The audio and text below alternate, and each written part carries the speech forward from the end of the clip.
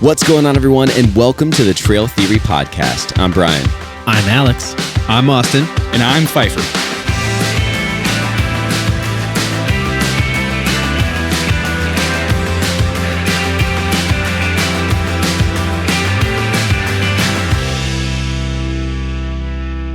Welcome back, everybody. To the Trail Theory Podcast. We can't see ourselves on the screen today, so this is a little weird. Wow, we're calling it out already. I'm sorry, I forgot a piece of gear. I don't know what to do with my hands. We've been so spoiled with dongleless. we've been so spoiled with some equipment that we're just missing a piece today, so we're just flustered. Just flying by the seat of our pants. Being out on the trail without your Lucy light. It is. Yeah, That's exactly how it feels. Flying blind. Flying blind. The worst is what they call it. Actually, you'd be just fine, just like we are right now. No, we're totally fine. We just like to give Brian a little bit of shit. Who? No, I think I'm just... Brian? I think I'm just a little frazzled. We haven't... it's been weird. We haven't really recorded consecutively from week to week. We've been a little there's been sporadic. And I feel like because of that, I've either forgot how to do something, or it's been a little rusty, or I forgot to bring something. You start setting up in completely the opposite order and you freak yourself out. It's just, whatever. Some WD-40 away from figuring it all out. Whatever. Or duct tape. We're here. That's what's important. We're here. And tonight... I guess it would have been last episode, right? When before Brian went to Mount Rainier for his mountaineering trip. Now he's returned. I'm here. He's I back. obviously didn't fall off a mountain. I didn't fall into a crevasse. We're glad you're back. We're glad. Crevasse. Yeah. So you lived. So in that light, we want to talk about it because we actually have legitimately. We've not even talked to each other. We've been like vaguely text about. Well, we know. Right. We know. You kind of know what happened. We know, but not the details. Right. That's we haven't gotten together to actually like talk through it and have you run us through how it was. So we want to ask you questions. We want you to tell us about how Rainier was and ask away. Start with the nitty gritty details. What did you eat on the airplane? What did you eat before the airplane? Did you fly first class? On the airplane? Do they still serve meals on No, airplanes? they don't. It depends what class you fly in. I was flying low. coach. Warm nuts. I mean, the whole deal, right? I was flying Is coach. there anything further than the back?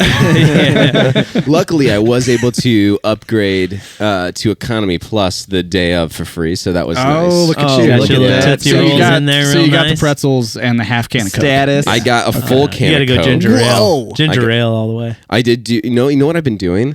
I've been doing cranberry juice, like a cran apple juice. You got a UTI? I love that. I just love the taste of it. It's great. Yeah. But also helpful if you have a UTI. I do love ocean spray. I do love some cranberry. Ocean spray. See, you got a full can. That is like full bar, rich Royal neighborhood tea. type of Halloween status. I learned the trick. Full candy bar. I learned the trick is because they'll pour you half a can, but you can ask for the other half. And they'll be like, can I have the other half? And they'll just give it to you. All you gotta do is ask. Yeah, man. Yeah, Just gotta ask. They'll say yes to most everything. But if you don't ask, they'll just give that half to the next person. I haven't been on in a while where they didn't give me the full can. That's same. I think nowadays they probably just give it to you. yeah. They used to be. They've had too used to many be a people thing. just like just we get that can. lose their mind on planes that they're like, yeah, you can have the Coke. There are other problems going on 20-cent can, yeah. Yeah. It's that meme of that girl yelling about the weird dude in the back.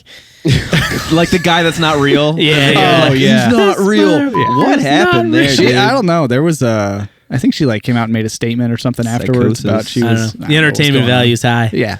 So at any rate, Had her 50 minutes fame.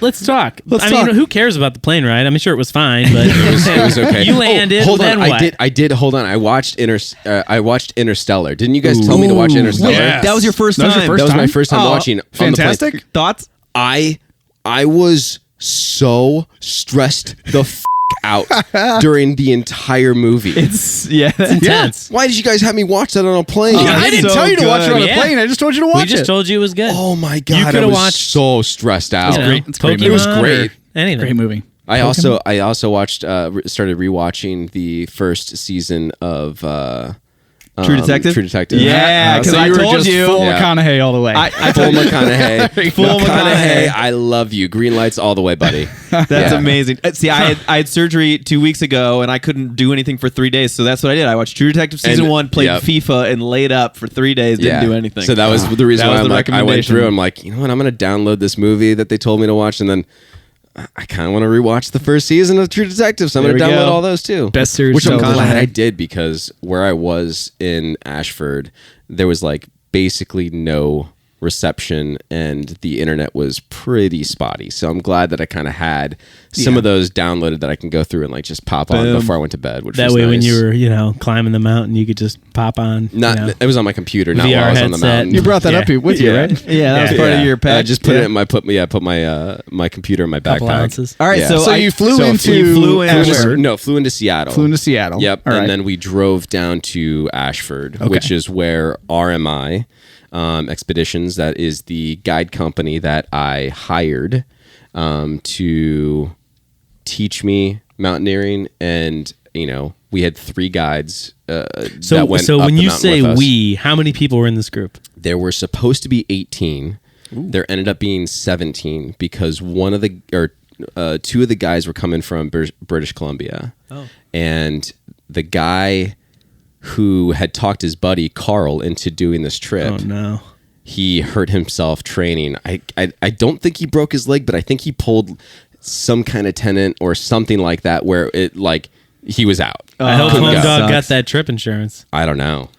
Otherwise, Carl So didn't- Carl didn't say. the buddy that Yeah. got Condon to going was Still there. went. So he still went. Yeah, So. I mean, yeah. That's I awesome. think you gotta go at that point. I Yeah, don't I want mean, to you're- make then I you're don't want to invested. make you guys feel bad, but everybody that was there had a Had a friend or a group of friends. We were there with you in spirit. I'm just saying. I don't want to make you feel bad, but that happened. Well, Carl and I sat by each other on the See, bus that's rides. good. There It you was go. fate. There you go. Good You to had know. Carl. friend. So no, there was 17 climbers. So what happened was I was curious how they were going to do this since there was 17 people. They broke us up into 2 teams. So a team of 9 and a team of 8. And so they did that the first day. So I got in a day early just to make sure that,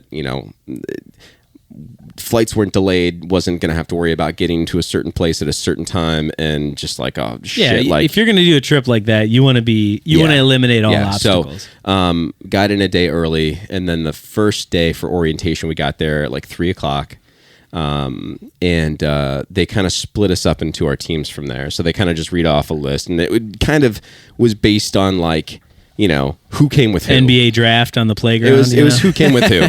There was a group of people on the other team that had like 4 or 5 people that kind of came together that knew each other. Sure. And so they wanted to make sure that they were kind of climbing together and did the whole experience and stuff like that. you were the wild card. So you were the guy with no friends, and you were like, "Yeah, I'll just fill I'll in. be your float. Huckleberry." I'll you know? float wherever. So So I was on the team of 8, and Jackson was our like lead guide. And so Jackson and Tatum, they were both like kind of the lead guides for our trip for that 4 days. And so we went through orientation. We watched like kind of a presentation just about the mountain, about the safety of the mountain, about what the guides expect and what RMI does in order to facilitate like a safe climb. Sure. And that was like above and beyond anything that they stressed. They stress safety. Yeah. And I kind of knew that going into it. I've watched a bunch of videos. I've researched a bunch. I knew RMI was going to be a good company to go with, because there's some other guide companies that you can hire if you want to. I gotta imagine, and not even just. I mean, obviously, I know you sign a waiver and all like the things, right? Like you're going up there on your own accord. But I just have to assume that as a organization that is taking a group of 20, call it safety has to be Oh yeah. I mean, you got if you to some degree you don't like, have a good paramount. record, and you're not. Yeah, I mean that's that probably is one of the things people are most concerned about. Yeah. Right. I would say when choosing a guide company would be my guess. Yeah. So we went through the presentation, and like almost right away, they were stressing about like expectations for summiting. Immediately, like talked about the weather, and they have a great system as far as like they have a person on a team that like watches just the weather. And I'm not sure what app or software they're using to track weather or anything like that, but they are constantly doing it. The guides are constantly talking to each other that are going up and down the mountain They're talking to other climbers that are going up and down the mountain and stuff like that. So right away, they're just like, listen, the team that tried to summit yesterday and today, they couldn't. Right. So you had texted us while you were there that that was the case, Yep. that the team just. But you were also saying that like since climbing season had started, only a couple out of like 2 groups or something. like 2 groups. It ended up being 3 because the day that I landed, that team did summit. Gotcha. So it really just depends. Yeah. I mean, the window is not large. no, and we say it all the time, like Mother Nature's undefeated. Right. Like that is 100% true in this sport. So you knew though that there was a pretty good chance that no matter what, like even everything went perfectly, the weather could also the weather could change in a dime. So they want you to start expecting early, like it might not happen. Right. Yeah. Any opportunity. Yeah, that makes sense. And I mean, you gotta like that's true on any big mountain, and you hear that on Everest and stuff. Obviously, Everest, you're gonna pay godly amounts of money to go, and it's like, I might get to base camp and then just like not be able to do anything, or maybe get to tell us a little bit about like what was the process of. I think I remember you saying something. You text us about your boots. Was the gear check before these days of training, or what? So where was that in like the process of the story? Yeah, right after we got done with that presentation, the other team was doing their gear check, and we were doing the presentation and going over stuff and kind of introducing ourselves. We went around the room and we said what our first and last name was. We said, fun fact, and we, I have really shitty friends. Yeah, just like what was your by myself. What was your fun? What was your fun fact? My fun fact was that I was a musician, played the drums.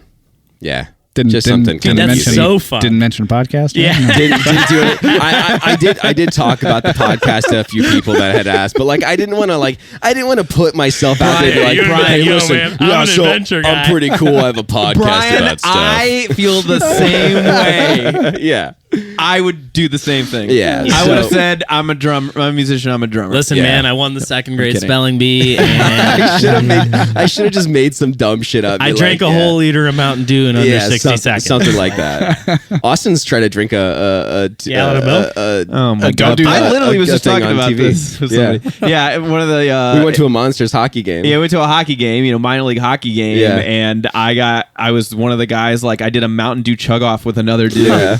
And I hate Mountain Dew, and I thought I was doing okay, but this dude smoked me, dude. I feel like so fast in those instances, like it's not survival of the fittest, but like superhumans arise from the ashes in those situations. Like there's always somebody at a game where like they're on screen and it's like, whoa, dude, this guy found his calling that night.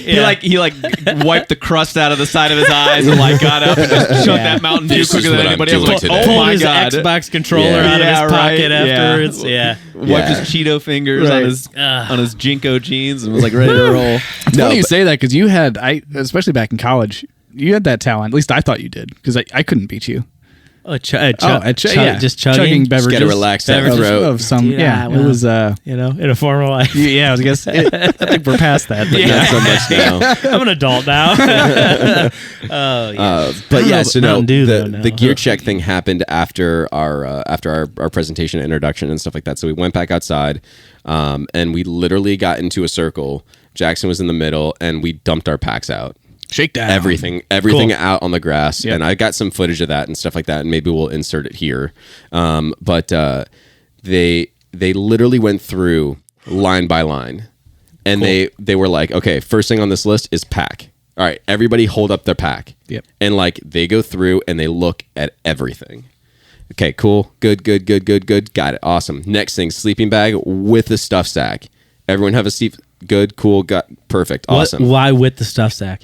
Because you need to pack your shit down as much as you can. Okay. They need to know every little piece of detail. I just want to know like if there was like if the specificity was and why, I guess. There is. And so I have the pods for the Hyperlight bag, right? Mm-hmm. And I had all my stuff in the pods. I wasn't able to use my pods. Oh, really? It freaked me out. Is it because I have a system? Was it because like it needs to be easier accessibility? Yeah, I'm dying to know now. Kind of, yes. That's why you like the Hyperlight system, right? But the way that Jackson specifically, and I completely see it. I agree. It makes sense. But even though I have the pods, there's still not every single like crevice that you're filling. And he is very big into filling every crevice that you have in your pack. Right. And then cinching everything down, and the way that your hard shell pants go in with your rain jacket. So they help you really pack the pack. Even. Yeah, there was a system to that. So like they basically wanted you to pack in your stuff that you weren't going to use, obviously. So you're building your foundation. That was normal. We do that all the time. Right, yeah. But the thing that was different for this was he packed in the hard shell pants for the rain pants and our rain jackets, but he left the leg and arm out. So you pack everything else in, and then those fold over top. So if you need them, which if you do need them, it's because you need them quick. Shit needs to happen fast. Yeah, that makes sense. You can pull the things out real quick, and nothing else comes out of your pack. You're not digging through anything. That's like so. There was a whole system for this stuff, and it's like packing a parachute. God, it really opened my eyes on some of it. But like it did panic me. I'm like, I'm out of my element already. So next time we hit the trail, there's going to be a Nerds Gummy Clusters tag hanging out of your bag. The Nerds rope. No, the Nerds rope. Oh, Nerds rope. Yes, dude, 100%. Somebody needs a tortilla. Yeah. Well, and again, like, you know, that definitely makes sense for that kind of trip. You know, in case like you are in an extreme environment. If something happens and you need to grab something out of your pack, you know, that's smart to get it out. And what we're doing, you know, when it comes to our normal backpacking, that's rarely the case. An emergency. Right. It's not quite. Yeah. No, I mean, in the spirit of leave no trace and being prepared, I mean, that's good insight, right? Absolutely. It's really smart. So I guess that makes sense. Without the pods, you can kind of just like you could fit. You're things just shoving things in areas, man. That makes sense. I get that logic. I do. I mean, I would challenge it a little bit, I guess. Just like, you know, also, stuff you gotta that shit in there. But I mean, did they have you pack? Everyone packed basically the same way. Yes. So that's really cool, actually, because I mean, they're your guides and they're also your med support, basically. Yeah, so I mean, if you go down, like, it's good for them to know. I know where everything in his pack is. Hey, good and point. It's like, they also always be prepared. Baby. I did technically use 2 pods. I used 1 pod for my food, and I used another pod for like anyone that had a brain. They tell you to take your brain off if it was removable, and you put that on top in your pack. Okay. That way, you can pull your pack use out it or as like just a pouch and use that for anything that you need as far as like snacks, quick access, or for anything but that you can just pull out for a break. That makes sense. Yeah. So nothing can be hanging off of your pack. And what's the reasoning? All right, Nick's out. Catching? For real. Catching on stuff? Yeah, that makes sense. Nothing can be hanging off your pack. Everything needs to be very clean, very professional looking, and they were very serious about it. But I think it's part of their safety thing. Yeah, and they have standards, right? And I can totally see you being like a little disheveled with that idea because you are so, you know, meticulous about it. And you have your system. And so they changed that. Yeah. And so it's like, whoa. Yeah. All right. I think I packed and unpacked and packed again like 3 different times just to see and make sure like I had everything ready and that to go. That makes sense. That whole process, it's interesting how similar that is to like the military practice of the same thing. For sure. We called it a shakedown. Yeah. And it's that exact, but thinking of it even now, it's like, everybody else knows exactly what your pack looks like. You may not be able to get to it.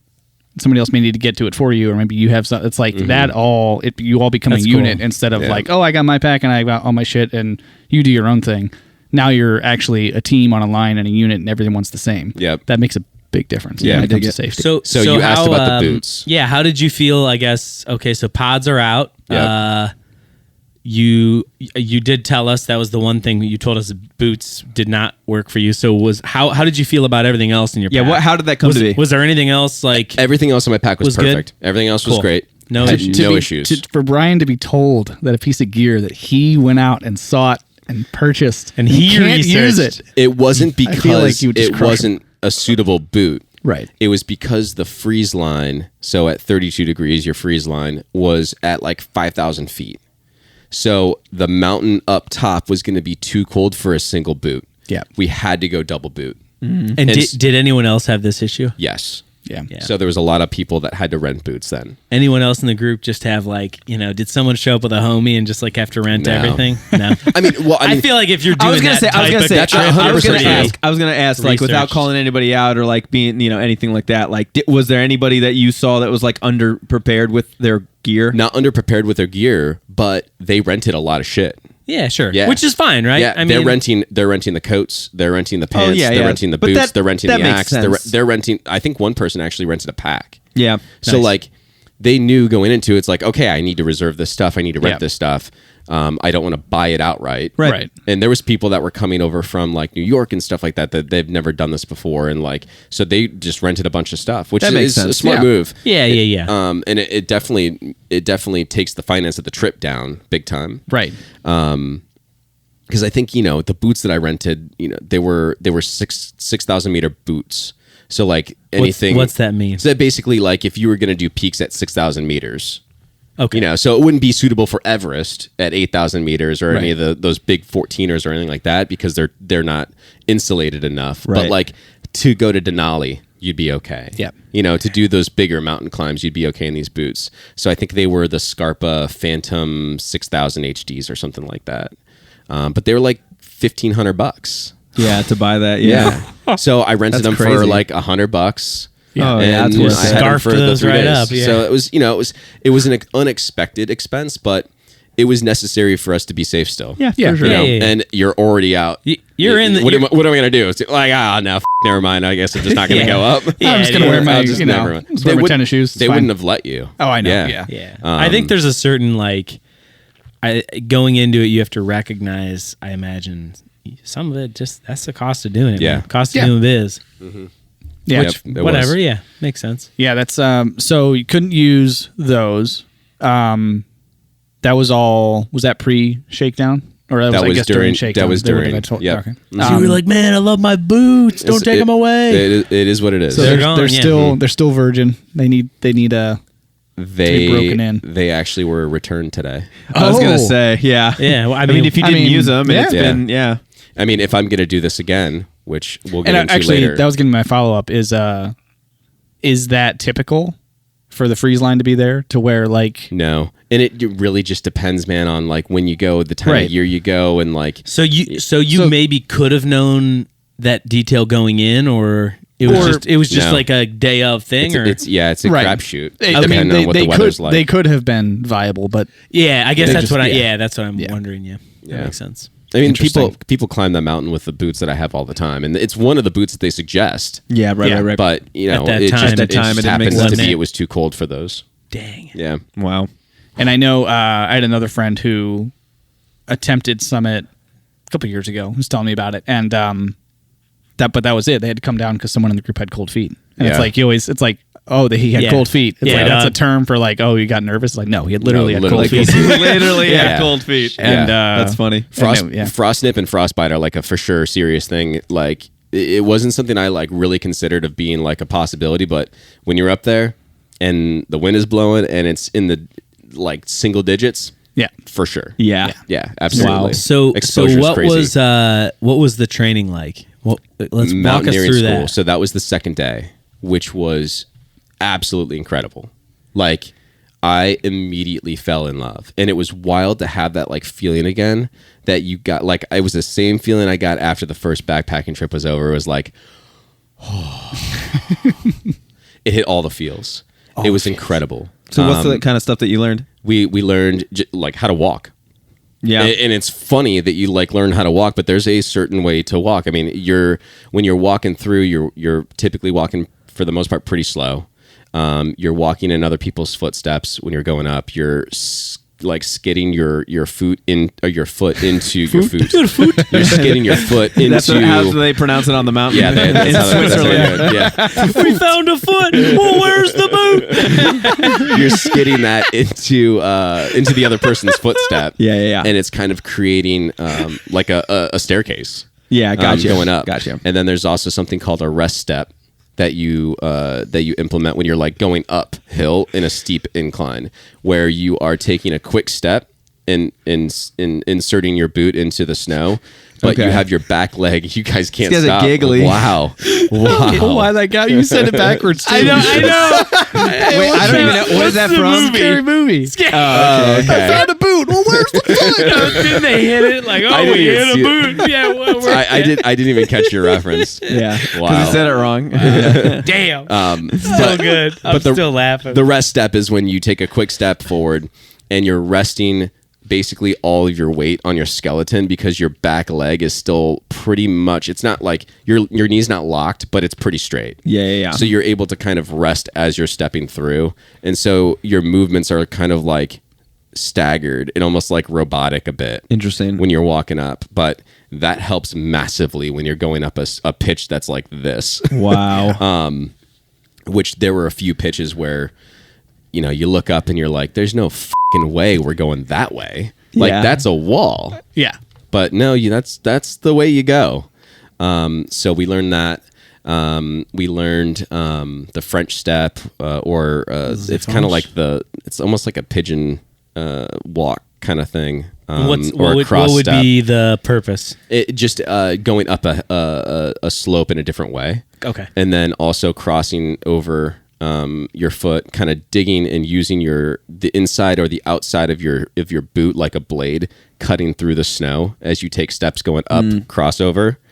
And then we went through and learned how to self-arrest. And we learned how to team self-arrest. Oh, okay, that's cool. Really cool. So we went on one of the slabs, and they basically went step by step in like really slow motions. Okay, first you do this. You put your shoulder down, you dig your ice axe in, you're holding your ice axe in a certain way, you're covering the pick with your other hand to make sure that doesn't go into you. You've got your pick over here by your ear, your shoulder's going down, your head's going down, and then you're, digging in your boots, and you're doing like 3 like fast kicks into the snow.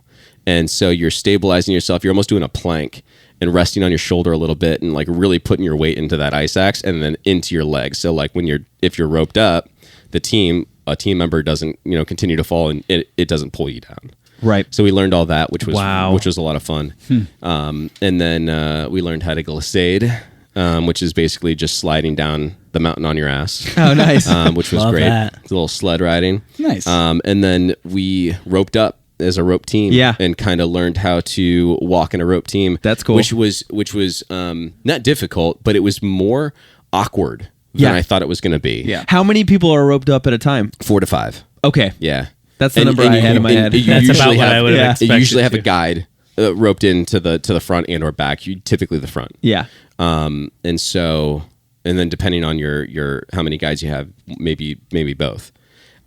So we started walking in a team, and then like it wasn't awkward walking, but as soon as you did like a turn to maybe go like on a switchback or something like that, and you're going this way and your teammate in front of you going this way, and then the rope slack like in this in between area kind of like gets in the way, and it's like, do you step over it? You don't want to step over it. So that part was kind of awkward and took some time to kind of figure out. There's like a courtesy flick that you could do with your ice axe as you're going up. We learned that whatever side you're going up on, your ice axe is always up mountain. Yeah. So that way, if you do have to self-arrest, it's right there. It's ready. And it's easier for you to, kind of use as like a walking cane at that point too. Yeah. And then as we were doing that, one of our other guides, Mac, she was incredible too. She was our guide in our rope team when we were doing these demonstrations and stuff. She would like purposely like just fling herself off. And I was the first one attached to her, so I would have to like get self-arrest in position, and thanks, she would Big Mac. she would just do it. She would just do it like amazing on random. Just here we go, and, like, and then you scream falling. Yeah, pretty much. Dude, that's cool. That's like that part was a great awesome. exercise, right? That part was awesome. We had a little bit of a lunch on the mountain, and then we were kind of done. We went back and how many hours was that mountaineering piece? Maybe 4. The school. 4. Think, okay, yeah. It takes. Were you at the point where you were acclimating at that point? No. Okay, not yet. So you were just down. We were maybe like 5,600. So this is at Paradise, right? We're near. You're I mean, you're doing maybe 2 miles You're at the up. top of Mount Marcy. You're doing 2 miles up. Yeah. So Cool. not super far, but enough to get. I mean, actually, the snow was right there the entire time. So like when you're like parking lot of Paradise onto the mountain, snow.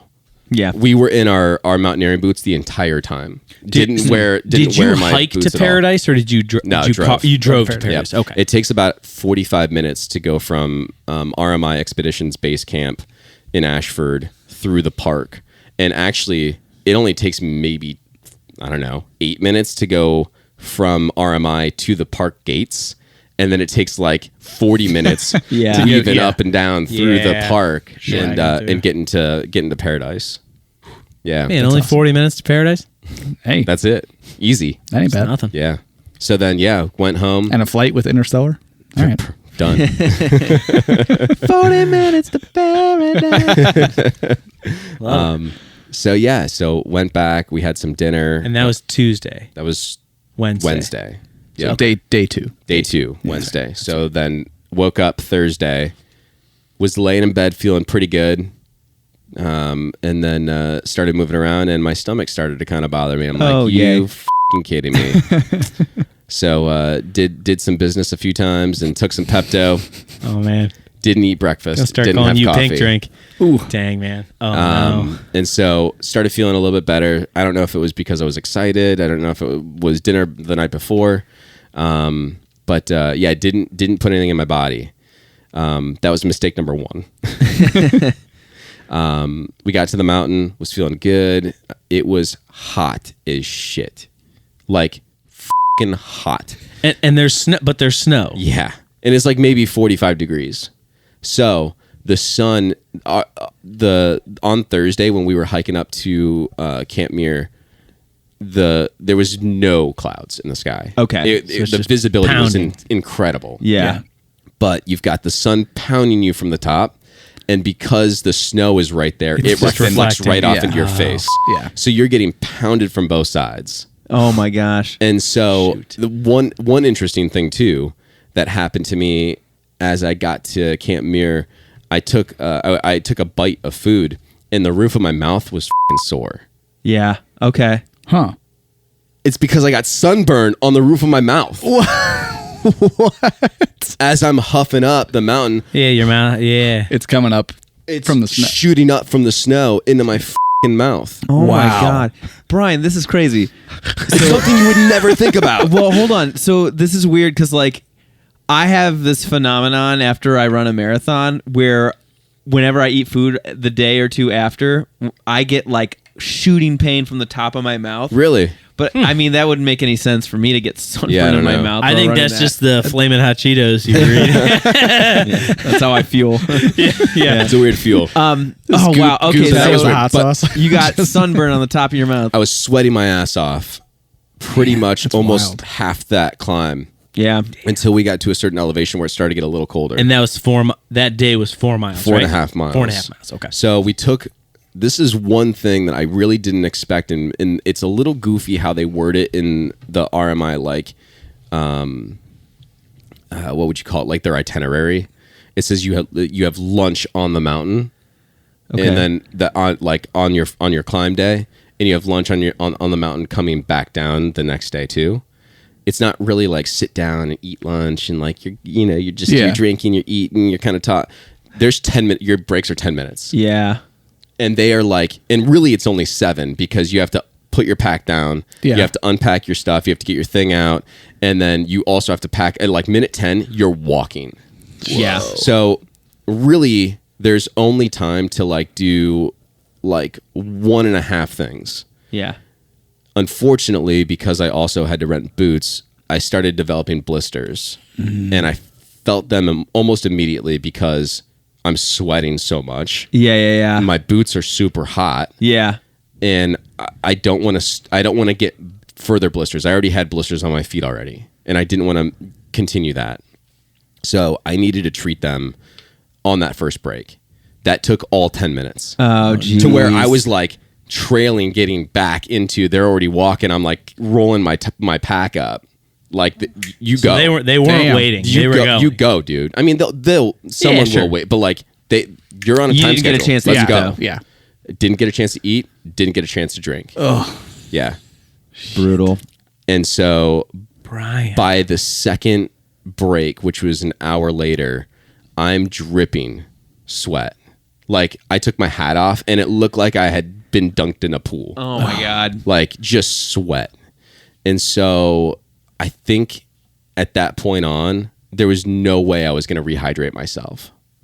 And I was trying to guzzle down water. I ate a Snickers bar and tried to, I think I also had a granola bar too. I was like trying to shove as many calories as I could in my body. I had not had any breakfast again. Right, so right. I had nothing in me for that day. And so I was kind of at that point just battling myself with dehydration. Yeah. I could definitely start myself feeling dehydrated. did you have? I know you kind of showed us that water holder. They said I shouldn't bring it. But why? Didn't need it. But Because it didn't get that cold. They said it. I mean, it did get that cold, but we put all of our water inside of our packs. There you go. So you didn't have something you could slurp on while you're Nope. going. Nope. You wait for those breaks to drink. Yep. Yeah. Do some people have the hose? Nope. 'Cause They don't again- let. They don't let you. Bring, I was going to they say, don't because let again, bring you bladder said freeze. freeze, yeah. they said they don't freeze. want anything on the Right. outside of your pack. That includes a water bottle. Right. So Everything. Wow. Yep. Damn. Something I really didn't expect. Yeah. Yeah, it was going into it. Not even like I don't know if I would even be able to drink and also climb up Right. because Right. you are so focused on Every step matters. every step. Yeah. Yeah, And, as no soon as wasted you, energy. As soon as you dedicate a hand to go do Yeah, that, and you don't then, wanna do then that your- off balance. Then your and Yeah. your ability. Yeah, to you don't self- want to Yeah. make that Everything motion. out of whack. You don't want Yeah. to make that motion Yeah. on the side of the mountain. So that makes sense. Yeah. So, But man, that's- lesson learned. That was hard, and I don't know why I didn't think about bringing like a liquid IV or some shit. Like that was so stupid. Hey, Well, I was just you drinking didn't water. know. You're right. Hindsight's You're 20/20. right. You're right. I mean, you're also probably banking on the fact, like, oh yeah, I'll have opportunity to drink. Yeah, up there. And right, It's like, right. well, not Yeah. as It's much. like either you had time to treat blisters, you had time to eat, you had time to drink, or you had time to pee. And like if you were eating and drinking at the same time, you could kind of do both a little bit, but you weren't able to go pee and then also eat and stuff like that too. Wow. So like it was quick. At this point in the journey, was there anyone else that was in a similar camp as you that was Not really. No. So you were kind of I was feeling a little bit more. I also want to say too, like first of all, everybody in our groups in both teams, they were extremely fit and like really ready or have done this before. yeah. Or have climbed to elevation like this before, or Yeah. live at a point where, hitting, 7,000, 8,000 feet Don't isn't feel really a it, big yeah. deal. They don't feel it. Yeah. I definitely don't have the gene that you get that gives you that perception of if when you're higher altitude that you're still able to perform at a lower altitude. Don't have that. Yeah. Because when we hit 8,500 feet, immediately started feeling it. Yeah. Damn. really. Immediately. Which made me think about We're going. when we're going to The winds. Cirque of Towers Yeah. in the Wind River Range, we start at 9,000 feet. Yeah. Whoa. And we go up to almost 12. Yeah. So Whoa. we are going to feel it immediately. Yeah. I can tell you. I was thinking about I that. can when tell were- you. Yeah. It's You're going to feel it. It's going to feel different. It did for me, for sure. And I wasn't expecting for it to hit me that hard like that. I totally believe you. Now I want to look at all the trails I've done to see like what the starting point was. I'm just Yeah. curious now. I mean, well, we know the highest. well, but you've hit some done higher I'm elevation just in thinking Canada. like High what ones, what yeah. have I done out west? Like Yeah. how high did Yeah. all that get? Yeah. I don't know. And that's Yeah. I guess now that's where my head's at. I've done Yeah. some stuff in Colorado too that was pretty high. I mean, Denver's Mile High City. Again, now I'm just curious now that you Yep. say it, right? But Yeah, at that we're gonna point, it feel was it. after the third break. I started trailing off a little bit. And after I got home, I was reading up a little bit more because I'm like, it can't just be that I was dehydrated. It was, but I also think I had an acute altitude sickness. Oh, yeah. Or acute altitude illness. It was that first time that I had been up that high before, and I didn't know how my body was going to react. But like every symptom that I had was like check mark off. Oh, Yeah. geez. Like low appetite, headache, Right. Well, I remember fatigue. when you got to Muir. Yeah. And we were able to text a bit. which was mind-blowing to me. Right. Because like the 3 three of bars us, of LTE. right? The three of us were chatting, crazy. and they were like, we haven't heard from Brian. I was like, he's on Muir. We're not going to hear from him until he gets back. Yeah. And then And then all you're of a like, hey guys, sudden- I'm like, whoa, the hell? Yeah. But you were saying you're having trouble eating and stuff. I'm like, it was the last break. I was like, this is the hardest thing I've ever done. Period. Physically, the hardest thing I've ever done. It was harder than any of the triathlons that I was doing. It's been harder than any of the hikes that we've ever done. And it wasn't because it was technical. It was just like, it was demanding physically. Yeah. So let's talk about that for 2 seconds. What about it? Like, was it, I'm assuming it was all of the above, body, mind. Like, do you think, I guess, if you had to redo it, which I'm guessing you will, how would you prepare differently? Would you prepare differently? I don't think I had the fuel in my body correct. Yeah. I didn't have the calories that my body needed to burn the energy in order to perform the correct way. To continue to have enough in Yeah. the tank. Yeah. Yeah. Your damn stomach. I know. Yeah, the stomach screwed you over in the beginning, which made you Damn. not really want to eat in the morning, which Yep. made you, and then you got some blisters, so you didn't get to eat at Yep. that first break. Like, Yeah. maybe that would have changed. There's like compounding There's interest. a handful Yeah. of medium-sized problems that had happened or situations that really contributed to the overall thing, because like the number one thing that you can do to help fight the altitude sickness is to hydrate yourself. Yeah. And I couldn't rehydrate my body. And so, I finally get to Camp Muir, and I'm talking to Mac, who was incredible, was back with me the entire time, talking me through some stuff, and we learned a breathing technique at like our 4th break, where you are kind of reacclimating your lungs, and you're trying to get rid of all the stale air that you have in the bottom of your lungs out, so Sounds you can crazy. decompress and come back in with new oxygen and at the new altitude. Right. So it's like you take this like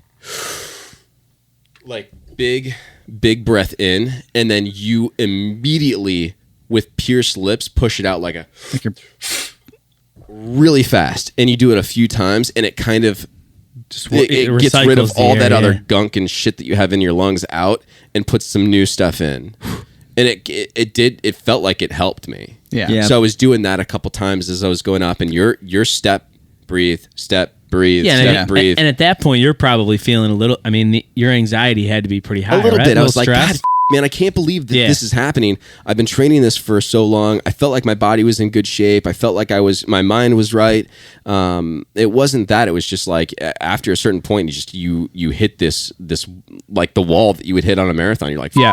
I have to do something to get over this now. Yeah. Yeah. And so, I talked to the guides a little bit, and we're talking about Summit Day and the potential for that. They wanted me to, drink a liter of water as soon as I got to Camp Muir and do it in an hour time span. Yeah. Like, don't guzzle it. Just, sip on it there for and a full drink. hour and just drink. You need to eat.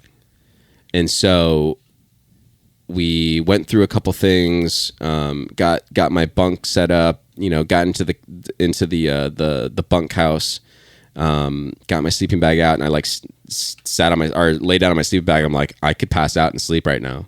Like, it was that tired. Yeah. Were they at that point discouraging you from sleeping, or No. You But, so you like, could have. I could have if I wanted to, but there's 17 people in this bunkhouse and stuff like that, so you're not gonna, everyone's Sure. talking and stuff like that and rustling around. Describe this bunkhouse, because I don't really know what to imagine what a bunkhouse on the side of a mountain looks I'll throw like. some pictures up and stuff like that, or some video of the bunkhouse. But like basically, it's like a rectangle hut made of plywood, and it's like right on the edge of the mountain. Yeah. And what they have is they have like 3 layers of where people can sleep. So like on the floor level, and then there's a bunk on the 2nd level, and then there's a 3rd level that kind of extends and goes out into another pocket up towards the front where 2 people can sleep. Cool. And then a person can sleep in between those, and then 4 people can sleep, or 5 people So can it's a sleep love up top. shack for sure. Yeah. You are next to people. Yeah. Where were And where were you're you at in snuggling. the level? on the 3rd level. Okay. Yeah. And so they have like closed cell foam pads up there, so you didn't bring a sleeping pad or anything like that. Right. So you just, you had 3 or 5 pads that you would sleep on top of. Sweet. It it was kind of nice to be up at the top because like the warm air kind of I felt like was rising to the top because you could definitely feel a temperature difference. Yeah. I mean, I don't Pretty think cold it's in that insulated. Plywood. Maybe 35 degrees or something like that. Yeah, cold. It's cold. just, it's it's chilly. cold. It's cold. Yeah. It's chilly. Which I guess in comparison to getting out of the wind, Yeah, probably I was just huge. gonna say out of the that's- wind. that's- I'll bet you're right. that yeah. was key. Yeah. So It's also not like you're changing into PJs and stuff like Yeah, we do. you're when right, we're out, no. though. You're not. No. You're Slipping bundled. into yeah, your went underoos, in whatever, and just throw went the into the TV bag on. and that was it. It was time to make dinner. They brought us hot water and stuff like that. So they made all the water for us. So we didn't have to make our own water. We didn't have to melt our own snow. They did all that stuff for us, which was great. When you're at that altitude, it takes double the time to cook. Right. your meal. Yeah. They have those instructions on Yeah. a lot of those freeze dried meals. So It's like cooking macaroni in Denver. my Takes pesto longer. pasta took 20 minutes to rehydrate instead of 10. oh no. Were you hungry at that point? Like, did you know or No. no? Dude, I was so disappointed because I love that pesto pasta, and I had to force myself to take 4 bites. Oh man, That was all I could do. Yeah. What? Well, in retrospect, you were saying you were looking up kind of the symptoms of acute Altitude sickness. Yeah. That That's so seems wild. to be one of the things. That sucked, and that's when I knew that like I don't think I'm gonna be able to summit. Yeah. I don't think I'm gonna be able to go up. Wow. So I had discussions with the guides and stuff like that, and we just made the decision, which was a huge f***ing bummer. I was really, really upset, pissed off, and going through all the feels. But I'm not going to jeopardize someone else's summit attempt, Right. and I'm not going to put the team in danger. And I don't want to have to put the guides in a scenario where they have to tell me to go or turn around or whatever, Sure. Yeah. Was there a point where, I mean, not that it would be like maybe one thing, it'd probably be a combination of things, but was there like a benchmark that you were trying to hit where it's like, oh, if you do, like if you get your food in you, you're feeling good. Like there was like some kind of I'm assuming there were some benchmarks for you to say like, all right, if you can do these kind of things. Yeah, then I'll be okay. And I should be okay to hit and go. Yeah. I wasn't like, I think I calculated, I had burned over like closer to 2,500 calories. I had maybe consumed 500 calories that day. You're super deficient. Dude, yeah, that's No energy. That was a huge bummer. And I wasn't peeing. Yeah. Like, so Dehydrated. there was just a ton of stuff going on. But we had the team meeting, the summit meeting and stuff like that. The guides come in because they have their own bunk that they stay in. The guides came in, they kind of break down what's going on. They talk about the current weather situation. And at that point, they didn't tell us this, but at that point, we were supposed to get precip, and the winds were going to be really high. And so after the fact, I found out later that at that time, the guides were like, there's no possible way we can summit. Yeah. So that we'll wake them up and we can go like on a morning hike or something like that. But we're not happen. going to be able to attempt the summit. So you either you can climb in precipitation with snowfall. You can climb when it's kind of windy. gosh, that's crazy. But to have both. Yeah. It is a whiteout blizzard. You can't see. It's unsafe, and it's just not part of being on the mountain in a good way. Right. Yeah. So And that was what was occurring. that's kind of what the forecast was looking like. Yeah. And so, And I remember looking because Muir has its own like the weather is posted hourly on the website, or they've got a tracker. I'm trying to remember what time I checked, but you were 3 hours behind us, right. and so it was in the morning, but long after you guys would have left. But I was looking at what the weather was at the time where I thought you were going to leave, and then what it was like in the hours. I'm like, dude, this is it was pretty gnarly. The temperature was just like boom, just dropped, it was and then really f***ing cold. and then the wind speed was just like, it was gusts at like, no, it wasn't gusts. I think the wind speed was just like Constant. 70 something. So we talked about in your prep episode that the idea is you are at Muir, you stay in the bunkhouse, you wake up at midnight to attempt a summit. Yeah. So you've already decided, and you with the guys have decided that you are not going to attempt at this point, just based on how you were feeling. What did they wake everybody up at midnight? They woke everybody up at 2 a.m. 2 a.m. Which is a late start. Yeah. Typically. Yeah. So the reason they did that was because it was f***ing cold. Yeah. And they're like, they were worried about frost nip and frostbite. You don't want to go out there at midnight, even if you weren't. It was brutally summoning. cold. So they waited to have it get a little bit warmer. They woke everybody up at 2 a.m. Obviously, I woke up because you're in one small room with everybody. Yeah, and the plan for you was just to wait at Muir. I was just going to wait at Muir. Okay. Yeah. And so everyone's, waking up and getting some breakfast in them and stuff like that. I'm like in my bag. I'm like, this f***ing sucks. So you still thought Summit was on at this point? For them. Did you already They said we didn't get the precip. It's actually very clear, but it is windy. Yeah. We are still going to try to do an attempt. Wow. So they left at, like 2. Well, they left at like almost 3. Yeah. And went back to sleep. 2 other guys stayed back. Their bodies weren't feeling like they were in for the summit attempt either. Yeah. So Okay. they stayed back. And then maybe almost at 6, we heard like the door like bursting open, and like 2 guys came in with a guide, and they're like, that was f***ing miserable. Really? They're like, we turned around. The winds were 90 miles an hour. Damn. Yeah. And I went out to like kind of, just be outside Yeah, of course. afterwards. It was like you were getting punched in the face. Oh my God. It was so ridiculously hard.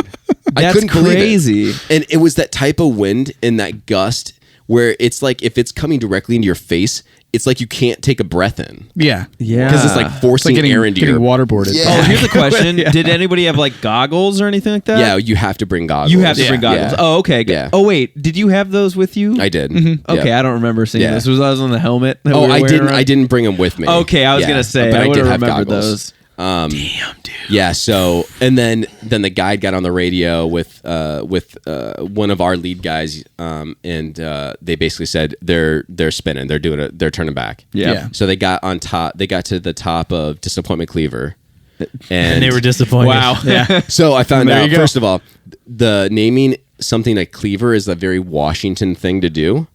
So a cleaver is just a ridge. Oh. Oh. Okay. Yeah. Get it? A cleaver. Yeah, I gotcha. And the reason that they think it's called Disappointment Cleaver is because when someone was going up early on climbing this mountain, it was like whiteout conditions. And so they thought the top of Disappointment Cleaver was the summit. Yeah. And because they couldn't see Amazing. So it's a in false front. summit, So it was yeah. a false summit. So they got there like, this fucking sucks. There's still 2,000 feet of berg. Oh my God. Shit. That's funny. So that's why they think it's called Disappointment Cleaver. Perfect. I love it. So no one got to summit. So Yeah. how many miles into that was also a 4 mile day, right? To go up and back. So they maybe got 2 miles in, maybe. Okay. They did about 3,000. Or I'm sorry, they did about 2,000 feet of vertical gain in that morning in the dark.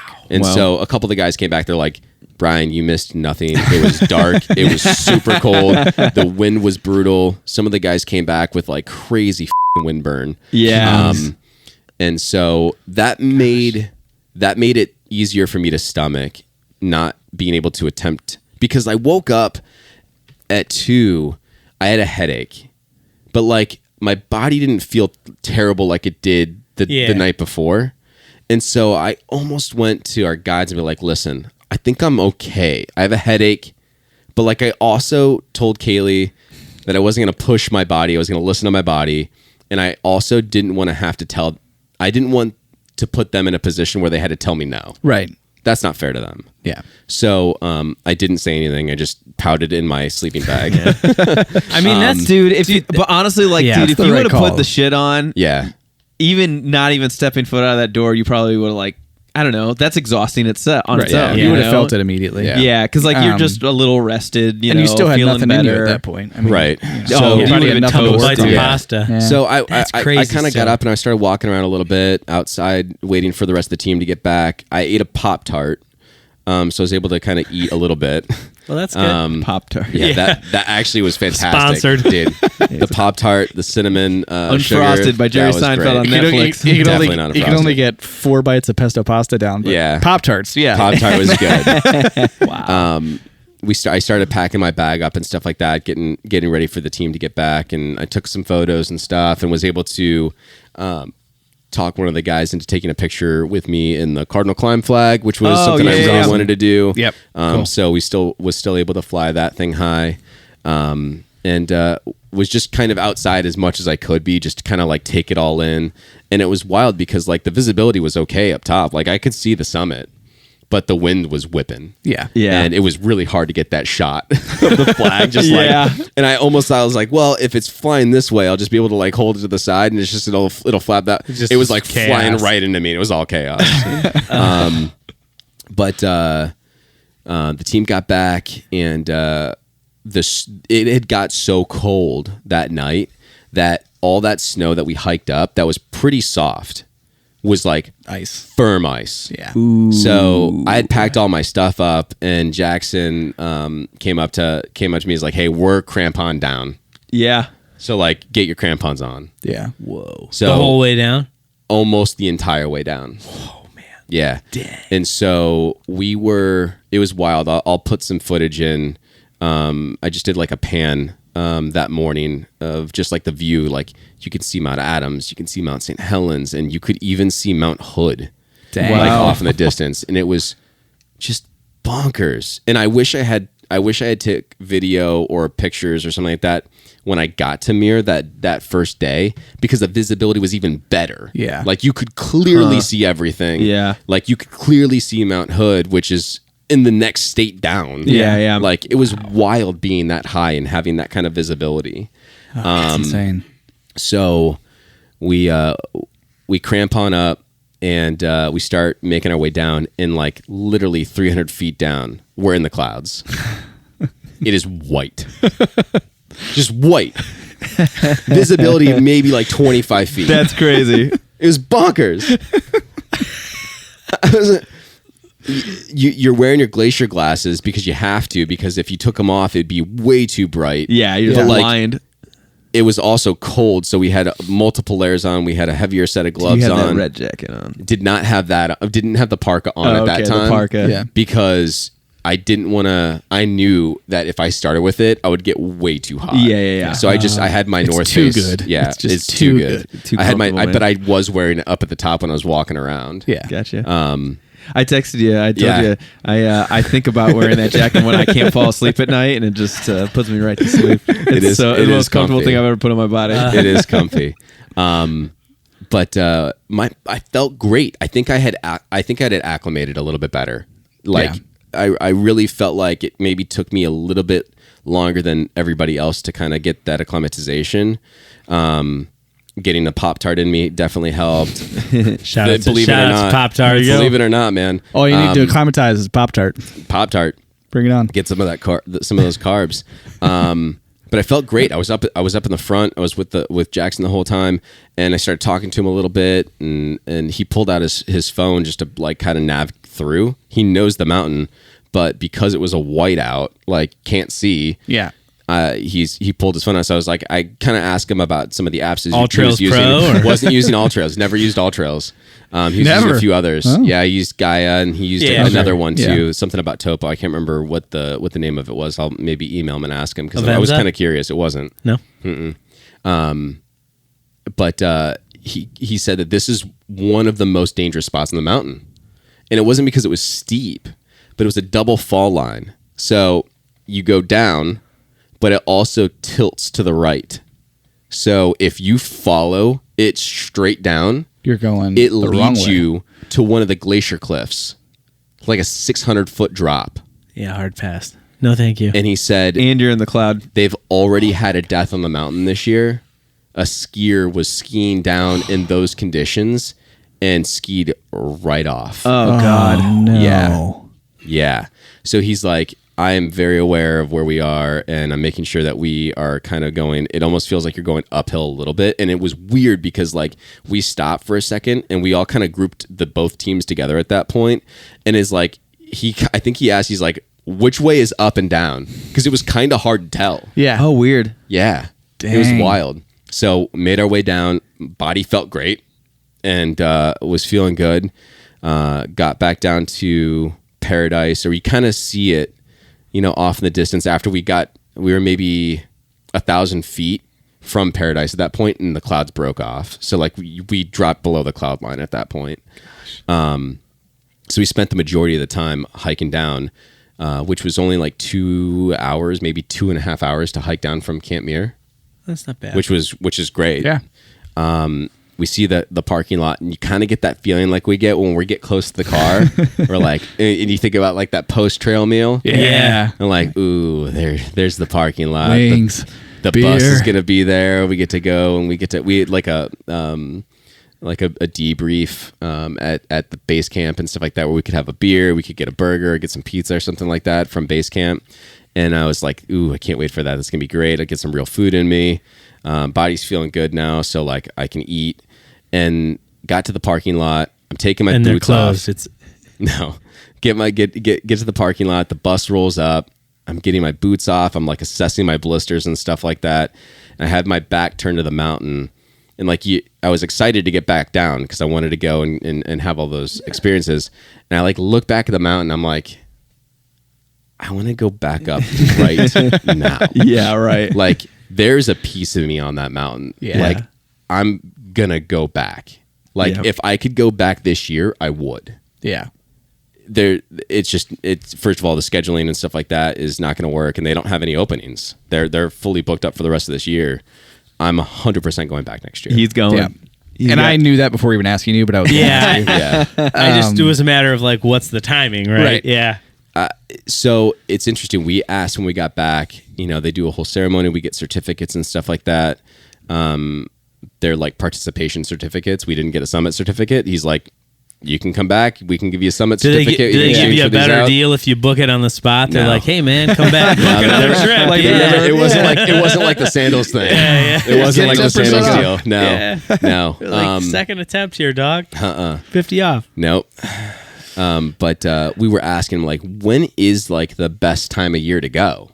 Like, when is your best chance to summit? And they're like, it's a crapshoot, man. It just depends. Like the earlier you go, the colder it's going to be, and you've got chances for precipitation and stuff like that, and snow and stuff like that. June can be windy, and it was. Yeah. July, it starts to heat up, and the crevasses open up, right, and the snow avalanche chances. You've got some. Like that. You've got some avalanche chances. You got rock slide chances, and if the crevasses are big enough and the snow's melting fast enough, the ladders that go from one side to the other, they can fall through, or be unsafe to cross. So that could stop you from being able to summit because you can't cross the crevasse safely. Yeah. So there's variables at any point. Yeah, it just really depends. And so I think maybe I'll go back in like early July. Yeah. And so because I went mid-June. Or maybe I'll go the end of June or something like that. Because like I felt like the period was good. Just the wind was too hard. But yeah, I'm definitely going to go back. So one of you guys, all you guys. I will say this. I never once felt unsafe on the mountain. That's good. There was never one doubt in my mind that like I felt like I was either going to fall or I needed to self-arrest or even when I was having a harder time going up the mountain that last like 1,000 feet of vert, like I never once felt nervous or scared. Yeah. And so and part of that, I think I forget exactly what you said, but on after mountaineering school, I think you said it was like that was the most productive day outside I've ever had. Yes. And it's like that you just learn so much. Yeah. So I think part of that, you not feeling nervous, is probably your confidence level too, right? Yeah, you feel like you didn't need to feel nervous because you knew what was going on. That was one of the things that I said to the guides afterwards, because we had 3 guides in our group. We had Jackson, we had Mac, and we had Steve. Shout out to all 3 of you guys. You were absolutely incredible. You made the experience amazing. And I said this to them when we were talking after the fact. They made, at school specifically, they made things that are detailed and important topics to learn how to do so easy to understand. Yeah. That they just made it so simple, and it made it to where you felt confident in order to act those things out. They were good teachers. They were incredible teachers. So, chalk it up to those guys. Did you tell them to like and subscribe? Like and subscribe? No.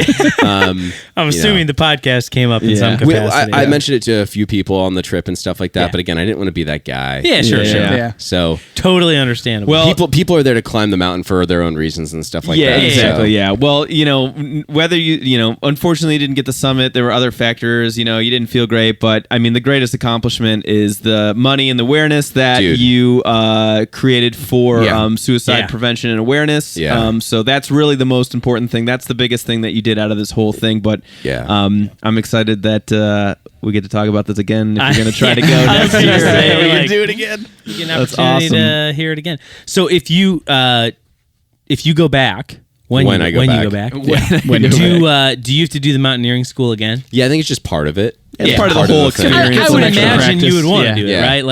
I'm just curious what the process looked like. Also, I think when I go back, so I did the 4-day expedition. So orientation, mountaineering school, climb up to Camp Muir, and attempt summit day. They have a 5-day expedition where you do all that stuff, but you get 2 days at Camp Muir, 2 attempts. Nice. Oh, that could be a game changer. It's like $500 more to do, but that I think is so worth it. Yeah, because it's like you're up there already. You're already there. You're already, I agree. Like you're already out. Like smart. I think that's going to be the way I go. Plus, like you said with your acclimation. Yeah, I think that might help a little bit better. That's a good point. Yeah, I mean, there's tons of different things that I'm going to do as far as like what I'm going to bring to eat and stuff like that. Like I brought to eat what I usually eat on the trail. Just Pop-Tarts this time. Like Pop-Tart minis, Pop-Tarts. People were getting pizza in like subs and stuff like that from the base camp. And just packing that. I'm like, that's what I'm going to do. So like a Chipotle burrito. I mean, same were people, kind of thing, Like, what was the calorie load? Like, were people just eating like high calorie food? Pizza, dude. Pizza? Yeah, high calorie food. Okay, interesting. Yeah. I'm just curious. Yeah, that's fascinating. Pop-Tarts and pizza. Carbon up like crazy. I mean, that's what you need to burn. Yeah. So yeah, that's what they were eating. Candy bars, Gushers, all that shit. That dude. sounds like the trash diet for such an athletic thing. Is so funny. It's wild. But yeah, that's what they were eating. That short-term energy that you need. It's like there was always that kid in high school that would like it always have like McDonald's and trash food and just ball out on the basketball court and just dominate. The lunchable kid. Yeah.